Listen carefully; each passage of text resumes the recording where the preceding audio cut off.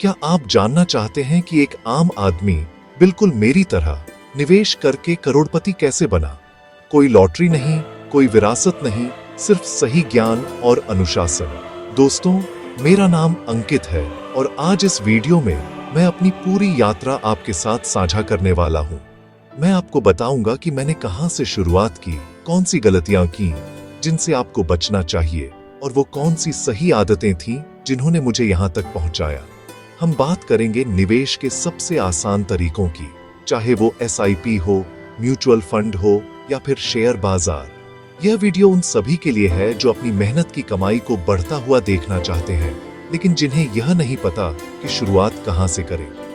इस वीडियो में हम निवेश की दुनिया को बिल्कुल सरल भाषा में समझेंगे। कोई भारी भरकम जार्गन नहीं, कोई मुश्किल कॉन्सेप्ट्स नहीं।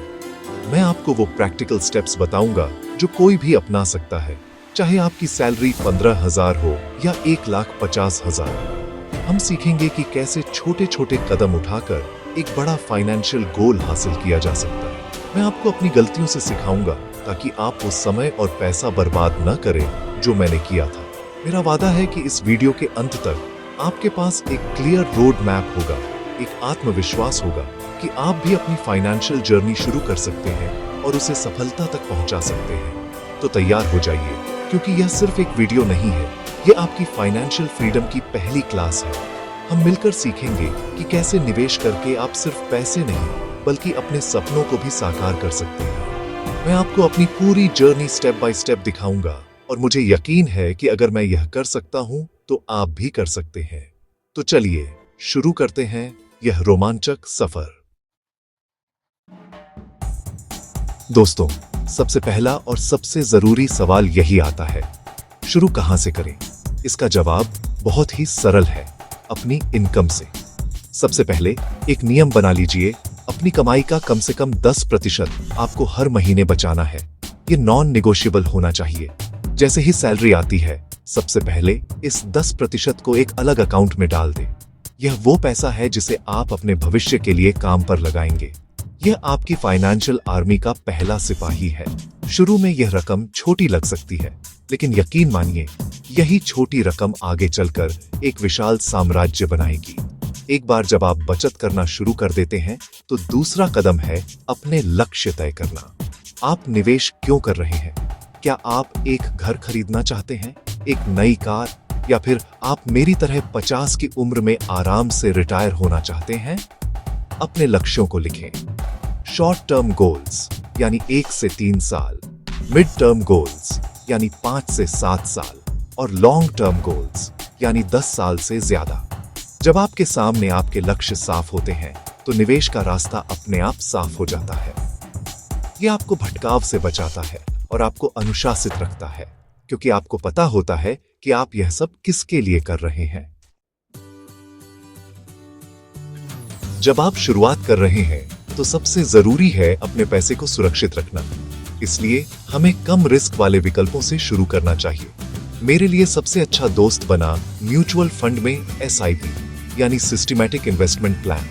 ये एक डिसिप्लिन्ड तरीका है हर महीने एक तय रकम म्यूचुअल फंड में डालने का। आपको बाजार के उतार चढ़ाव की चिंता करने की जरूरत नहीं है।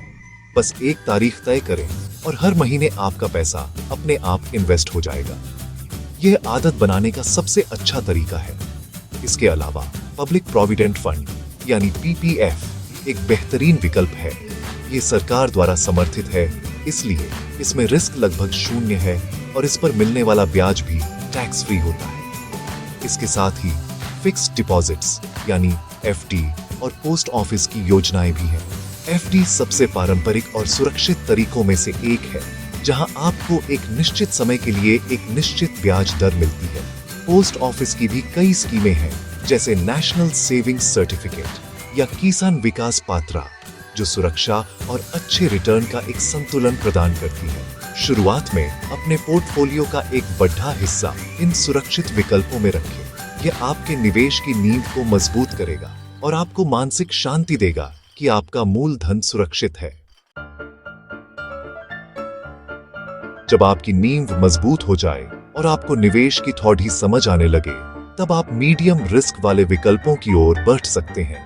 और इसका सबसे अच्छा रास्ता है शेयर बाजार, लेकिन सीधे स्टॉक्स में नहीं, बल्कि इंडेक्स फंड्स के जरिए। इंडेक्स फंड्स जैसे निफ्टी 50 या सेंसेक्स देश की टॉप 50 या 30 कंपनियों में आपका पैसा लगाते हैं। इससे आपका रिस्क डाइवर्सिफाई हो जाता है, यानी किसी एक कंपनी के खराब प्रदर्शन का आपके निवेश पर ज्यादा असर नहीं पड़ता। यह एक तरह से पूरे देश की अर्थव्यवस्था पर दांव लगाने जैसा है, जो लंबे समय में ऊपर ही जाती है। अगर आप सीधे स्टॉक्स में निवेश करना चाहते हैं तो सबसे जरूरी है फंडामेंटल एनालिसिस। इसका मतलब है कंपनी के बिजनेस को समझना। कंपनी क्या करती है, क्या उसका बिजनेस मॉडल मजबूत है, क्या कंपनी लगातार प्रॉफिट कमा रही है, उस पर कर्ज कितना है, उसके मैनेजमेंट में कौन लोग हैं। इन सवालों के जवाब ढूंढे। सिर्फ यह सुनकर निवेश न करें कि कोई शेयर ऊपर जा रहा है। उन कंपनियों को चुनें जिनके प्रोडक्ट्स आप इस्तेमाल करते हैं और जिनके बिजनेस को आप समझते हैं। ये थोड़ा समय लेगा, लेकिन यह आपको गलतियों से बचाएगा। अब बात करते हैं उस हिस्से की जो बहुत लुभावना लगता है, हाई रिस्क हाई रिटर्न। इसमें सबसे पहला नाम आता है क्रिप्टो करेंसी का। दोस्तों, एक बात गांठ बांध लीजिए, क्रिप्टो में केवल और केवल उतना ही पैसा लगाएं जितना अगर डूब भी जाए तो आपको कोई फर्क न पड़ी डरे। मैं इसे चाय पानी का पैसा कहता हूं। अपने कुल निवेश का 1% या 2% से ज्यादा कभी नहीं। यह एक बहुत ही वॉलेटाइल यानी अस्थिर बाजार है। यह आपको रातों रात अमीर बना सकता है तो रातों रात सडी चेक पर भी ला सकता है। इसे निवेश नहीं, एक सट्टा समझें और उसी मानसिकता के साथ इसमें पैसा लगाएं। दूसरा हाई रिस्क विकल्प है स्टार्टअप्स में निवेश करना, जिसे एंजल इन्वेस्टिंग भी कहते हैं। ये एक बहुत ही एडवांस्ड लेवल का खेल है। इसमें आपको न सिर्फ बहुत ज्यादा पूंजी की जरूरत होती है, बल्कि बिजनेस की बहुत गहरी समझ भी होनी चाहिए। 10 में से 9 स्टार्टअप्स फेल हो जाते हैं। यह उन लोगों के लिए है जो काफी पैसा बना चुके हैं और अब अपने पोर्टफोलियो का एक बहुत छोटा हिस्सा ऐसी जगहों पर लगाकर असाधारण रिटर्न की उम्मीद कर सकते हैं। एक आम निवेशक के लिए मेरी सलाह यही होगी कि फिलहाल इन दोनों से दूर रहें और अपनी नींव मजबूत करने पर ध्यान दें। दोस्तों, अगर आप मुझसे पूछें कि मेरी सफलता का सबसे बड़ा राज क्या है, तो मैं एक शब्द कहूंगा, SIP यानी नियमित निवेश। यह निवेश की दुनिया का 8वां अजूबा है, जिसे हम कंपाउंडिंग कहते हैं। इसका जादू समझने के लिए एक छोटा सा उदाहरण लेते हैं। मान लीजिए आप हर महीने सिर्फ 5,000 रुपए की SIP शुरू करते हैं। अगर आपको सालाना सिर्फ 12% का औसत रिटर्न भी मिलता है, जो कि एक अच्छे म्यूचुअल फंड के लिए काफी सामान्य है, तो जानते हैं 15 सालों में आपके पास कितना पैसा होगा? आपका कुल निवेश होगा 9 लाख रुपए। लेकिन कंपाउंडिंग की शक्ति से यह बढ़कर लगभग 25 लाख रुपए हो जाएगा। यही है कंपाउंडिंग का कमाल। आपका पैसा आपके लिए पैसा कमाता है और फिर वो कमाया हुआ पैसा भी आपके लिए और पैसा कमाता है।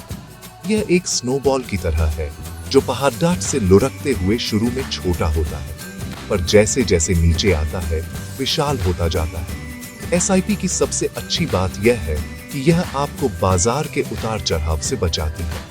जब बाजार नीचे होता है तो आप उसी पैसे में ज्यादा यूनिट्स खरीदते हैं और जब बाजार ऊपर होता है तो कम। इस तरह आपकी खरीद की लागत औसत हो जाती है। इसलिए बाजार को टाइम करने की कोशिश न करें, बस नियमित रूप से निवेश करते रहें। पैसा कमाना जितना जरूरी है, उतना ही जरूरी है उसे बचाकर रखना, और यह तभी संभव है जब आप दूसरों की गलतियों से सीखें। मेरी सबसे पहली सीख थी अपने निवेश को समय देना। मैंने कभी भी घबराकर जल्दी पैसा नहीं निकाला। शेयर बाजार में उतार चढ़ाव आते हैं, ये उसकी फितरत है। 2008 की मंदी आई, 2020 में कोविड का क्रैश आया, लेकिन मैं टिका रहा। मैंने अपने निवेश को बच्चों की तरह पाला, उन्हें बढ़ने के लिए समय दिया। अगर आप अच्छी कंपनियों या फंड्स में हैं, तो धैर्य रखना ही सबसे बड़ी रणनीति है। दूसरी बड़ी गलती जिससे मैं बचा, वो है ट्रेंड के पीछे भागना। जब भी कोई शेयर या सेक्टर रॉकेट बन जाता है, तो सब उसके पीछे भागते हैं। इसे फोमो कहते हैं, फियर ऑफ मिसिंग आउट। मैंने यह गलती नहीं की। मैंने हमेशा अपनी रिसर्च पर भरोसा किया।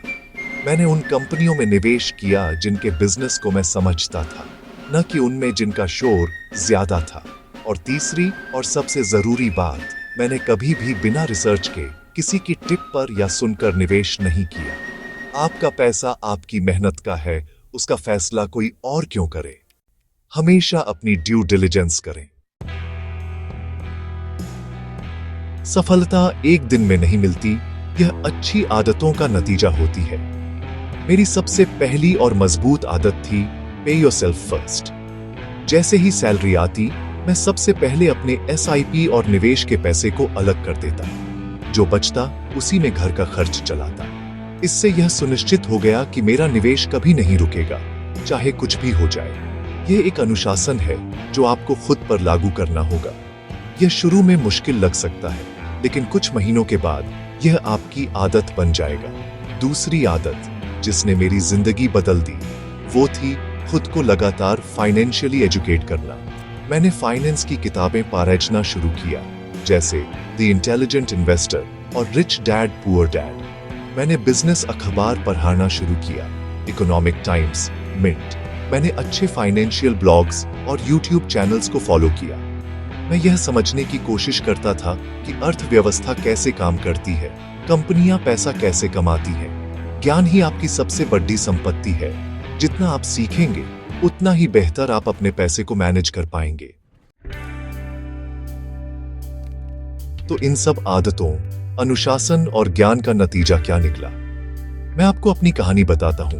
मैंने आज से लगभग 10-12 साल पहले सिर्फ 5,000 रुपए प्रति माह की SIP से शुरुआत की थी। उस समय यह मेरी सैलरी का लगभग 15% था। जैसे जैसे मेरी इनकम बढ़ी, मैंने अपनी SIP की रकम भी बढ़ाई। मैंने अपने पोर्टफोलियो को लो रिस्क, मीडियम रिस्क और थोड़े से हाई रिस्क विकल्पों में समझदारी से बांटा। मैंने बाजार के हर उतार चढ़ाव को झेला, लेकिन अपने निवेश को कभी नहीं रोका। मैंने धैर्य रखा और कंपाउंडिंग को अपना काम करने दिया।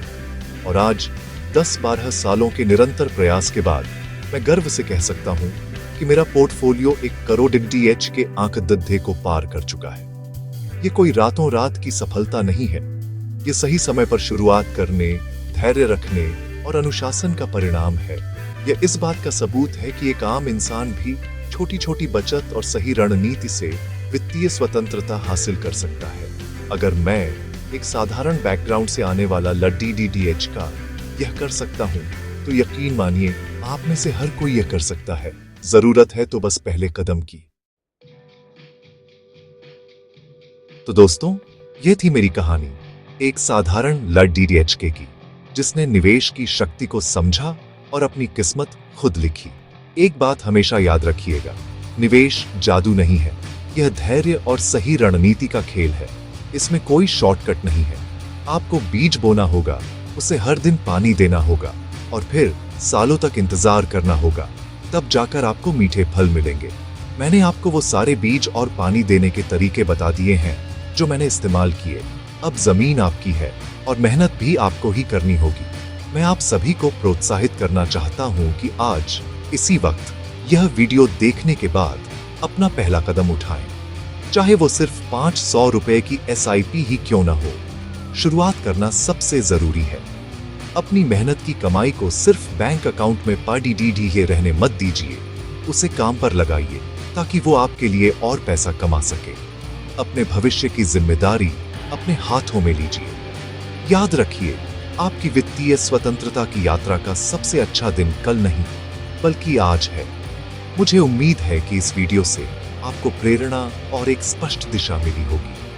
अगर आपको यह वीडियो पसंद आया हो और आपने कुछ नया सीखा हो, तो इसे लाइक जरूर करें, इससे मेरा हौसला बढ़ता है। और ऐसे ही और वीडियो देखने के लिए चैनल को सब्सक्राइब करना न भूलें। आपके कोई सवाल हैं तो नीचे कमेंट्स में जरूर पूछें। मैं हर कमेंट का जवाब देने की पूरी कोशिश करूंगा। धन्यवाद।